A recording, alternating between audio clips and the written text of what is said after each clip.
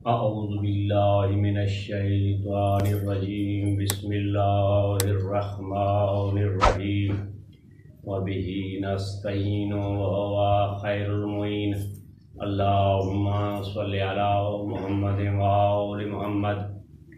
میرے محترم ذویل احترام سامعین کرام، آج ہم اپنے اس پروگرام میں اس موضوع پہ گفتگو کرنے جا رہے ہیں، آیا اکابرین اہل سنت نے بھی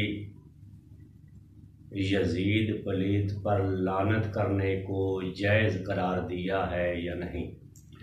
یہ کتاب تذکرۃ الخواص ہے، اس کے رائٹر ہیں سبت ابن جوزی۔ اس عالم بزرگوار کی وفات ہوئی ہے 654 ہجری میں۔ اس کتاب کا صفحہ نمبر 257 ہے۔ احمد بن حنبل رحمۃ اللہ علیہ کے بیٹے سہل نے جناب احمد بن حنبل سے سوال کیا، بابا لوگ ہمیں یزید کا طرفدار، عبدار اور دوست تصور کرتے ہیں، کیا واقعی ہم یزید کے طرفدار اور محب ہیں؟ تو امام احمد بن حنبل رحمۃ اللہ علیہ نے اپنے بیٹے سے فرمایا، اے میرا بیٹا، جس کے دل میں ایمان کی روشنی موجود ہو وہ کبھی بھی یزید کا طرفدار نہیں ہو سکتا۔ میرا سوال ان میرے حملی بھائیوں سے ہے جو اپنے آپ کو یزید کا وکیل ظاہر کرتے ہیں، یزید کے دفاع میں صبح شام سرگرم ہیں، وہ اپنے اس امام کا اس قول کو دقت سے پڑھیں اور پھر اس پر غور کریں۔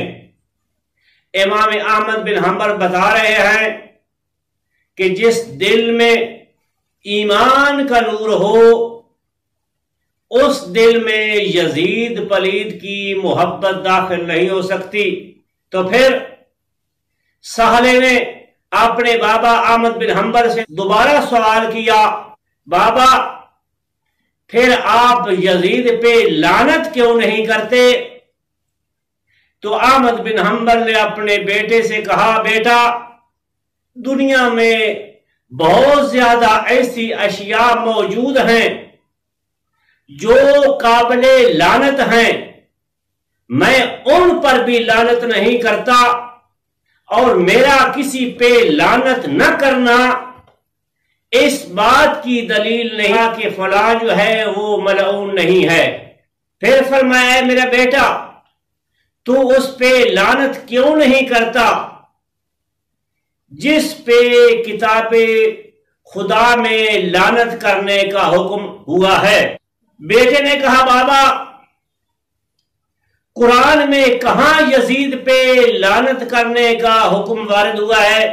تو امام احمد بن حنبل رحمۃ اللہ علیہ نے سورہ محمد کی آیت نمبر 22 کی تلاوت فرمائی، بسم اللہ الرحمن الرحیم، فَهَلْ عَصَيْتُمْ إِن تَوَلَّيْتُمْ أَن تُفْسِدُوا فِي الْأَرْضِ وَتُقَطِّعُوا أَرْحَامَكُمْ أُولَئِكَ الَّذِينَ لَعَنَهُمُ اللَّهُ۔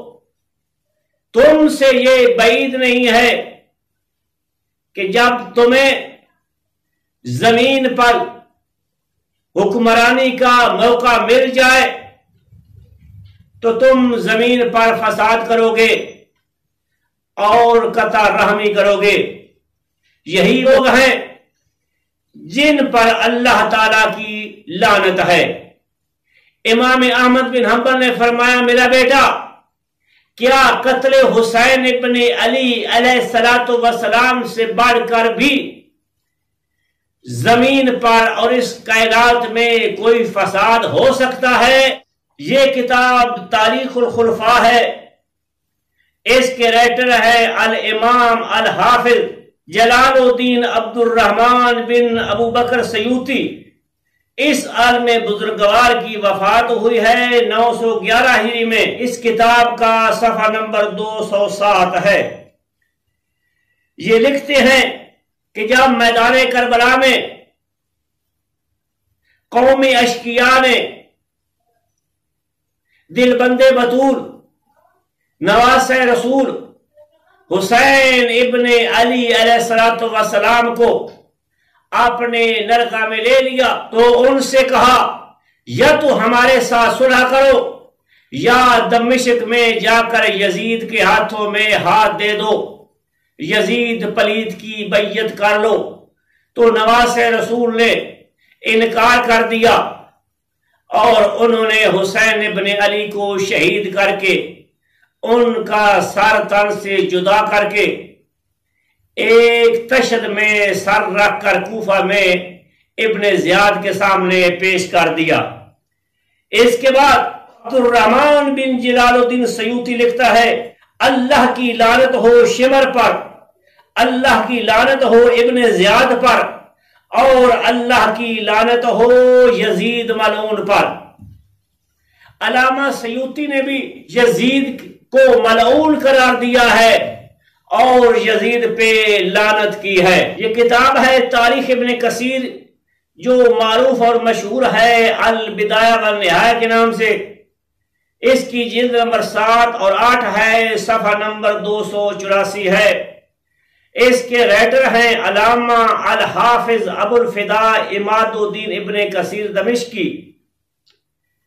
یہ پیغمبر اعظم صلی اللہ علیہ وآلہ وسلم کے اس فرمان کو نقل کرتے ہیں، اس حدیث مبارکہ کو نقل کرتے ہیں کہ جو آپ نے فتح مکہ کے موقع پہ فرمائی تھی، جو شخص اہل مدینہ کو خوف زدہ کرے گا اس پر اللہ، فرشتوں اور تمام لوگوں کی لعنت ہے۔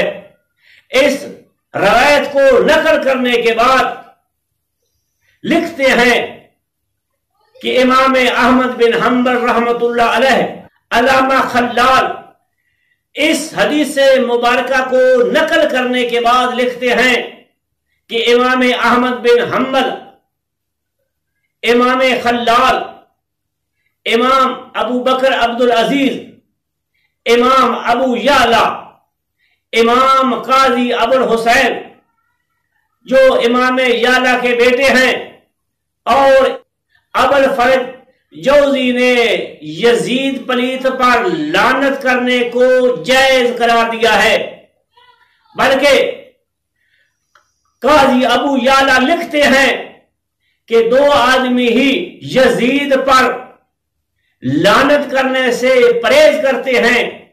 ایک وہ آدمی جو یزید کے فسق و فجور اور ظلم و جور سے ناواقف ہے، دوسرا وہ شخص جو منافق ہے۔